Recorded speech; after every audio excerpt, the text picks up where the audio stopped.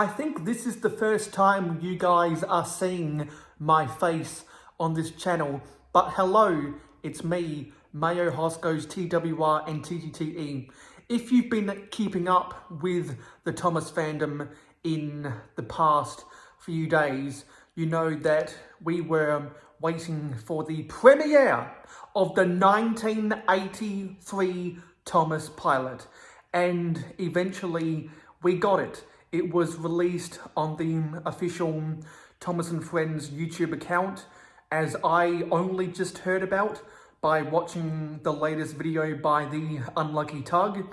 Ian Mercure and Reverend Wilbert Audrey's grandson were interviewed by BBC News, so that was on BBC News in the morning in the United Kingdom, and there have been various online news outlets and magazines who have talked about and did their own detailed pieces on the 1983 Thomas the Tank Engine pilot release. So it must have been in the archives that was transitioned from the Brit Alcroft Company to Good Lane Productions to Hit Entertainment to Mattel Creations in their archives for all this time.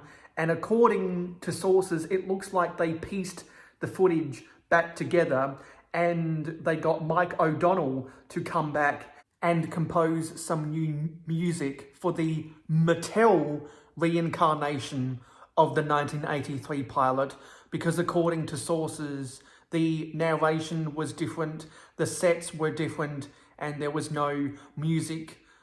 And as we're about to see in my live reaction and thoughts to the 1983 Thomas pilot, right now, there are a lot of unexpected things. Let's watch the pilot right now. Now, I'm going to preface my reaction by saying I have more things to talk about with the visuals and less so with the sounds and the narration, and also because of the way I can insert my audio, I can't actually hear the contents of the pilot while I'm doing so you'll just have to bear with me while I do this. So we got the new style Thomas and Friends logo, not the Thomas the Tank Engine logo, and you can see the original clapperboard, 1983 pilot, and you can see the way that they originally posed the silhouette of the Fat Controller.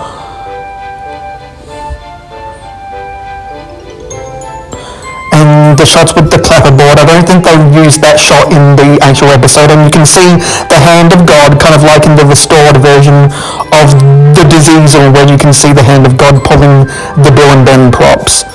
Down the Mine, the pilot episode, narrated by Ringo Starr.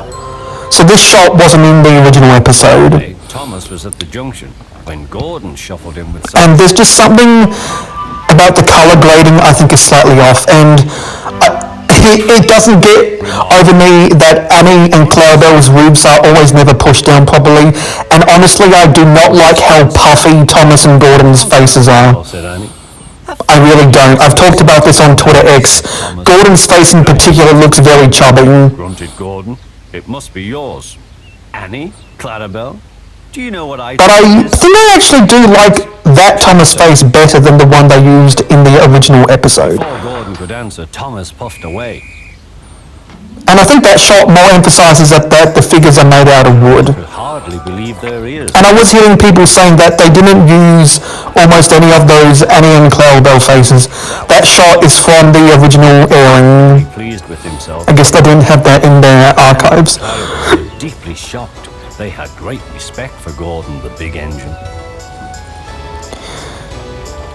And people have known for a long time this shot was originally from the pilot, but it slipped by into the original airing of the episode, because that Thomas prop isn't correct.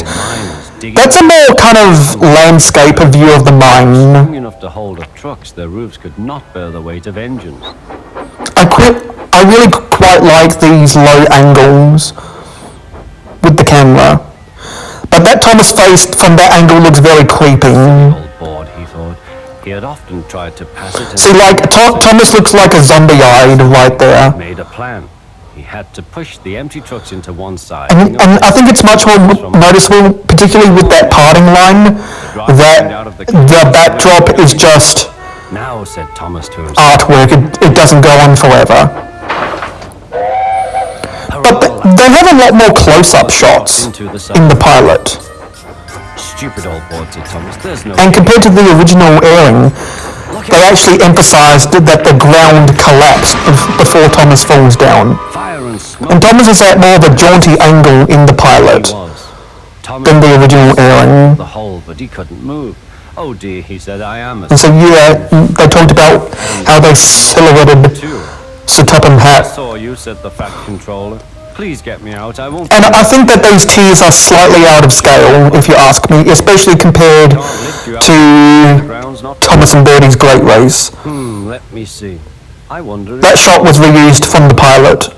Yes, sir, said Thomas. See what I mean? Those tears just look too big, if you ask me. Yes. I think their eyedropper got smaller. And they didn't have the sets to show Gordon pulling up to the back of Thomas, laughing. See, I do not like that Gordon face. Strong cable. Nice that they've got the close-up with the cable being wired up to Thomas. Call the fat See, a lot of close-up shots of the Fat Controller. Close-up of the buffers. I've always liked how close they got with the valve gear. Anyone else think that pull was too sudden, given gravity and physics? That's all right, Thomas. You made me laugh. I'm in disgrace, Gordon went on pathetically. I feel very low. I'm in disgrace too, said Thomas. Why, so you are, Thomas. We're both in. I like how much more in depth the dialogue was there. Ali, what was it? Because the original airing just goes, I think, word for word from the Railway series. I like that there was that kind of influence from Right you are, said Thomas. Good, that's settled. Pop Goes the Diesel, where Duck didn't know how to pronounce revolutionary. I like that line they added in the pilot. And the credits have illustrations from the Railway series. And you can see some of the names that were back then and who are employed now. See, when they go into the 2025 restoration, Scruffy Dog Media, I like that, whoever manages that. And then the dreaded Mattel logo, R.I.P. Britt Alcroft.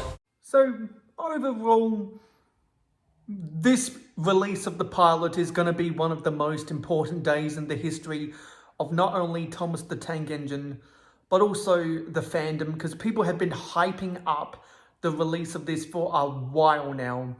And almost everyone who was active in the fandom right now has their reaction, is talking about it, whether you're on YouTube or Twitter X. Those are the big places where everyone's talking about it.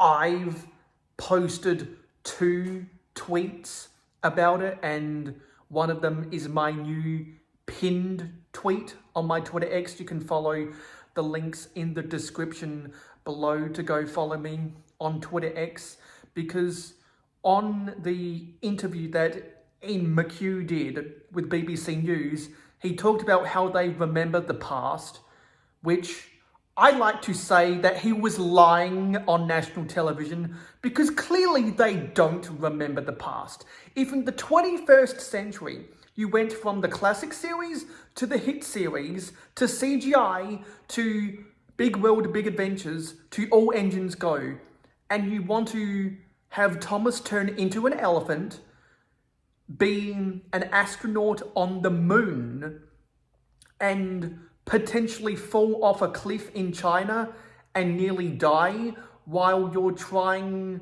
to save, I think it's Hong Mei, correct me in the comments down below, which was one of the dumbest scenes in the history of Thomas the Tank Engine.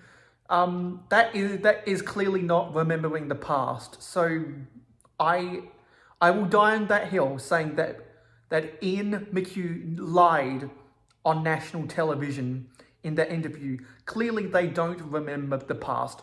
Otherwise, they would never do something as idiotic as that, because that's not what Audrey would have wanted. So I do have mixed reactions about the pilot. I like some of the extra shots they included. I don't like the color grading. I don't like the parting line in the backdrop. I like the collapsing of the mine. I don't like the faces. I like the way they showed off how they silhouetted the Fat Controller.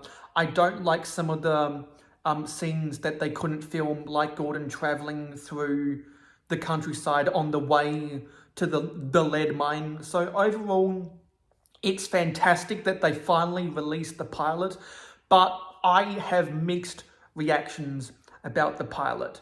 But I have to say, the number one thing I like about the pilot is when Thomas and Gordon are discussing their alliance, and I'll play the scene right now. I feel very low.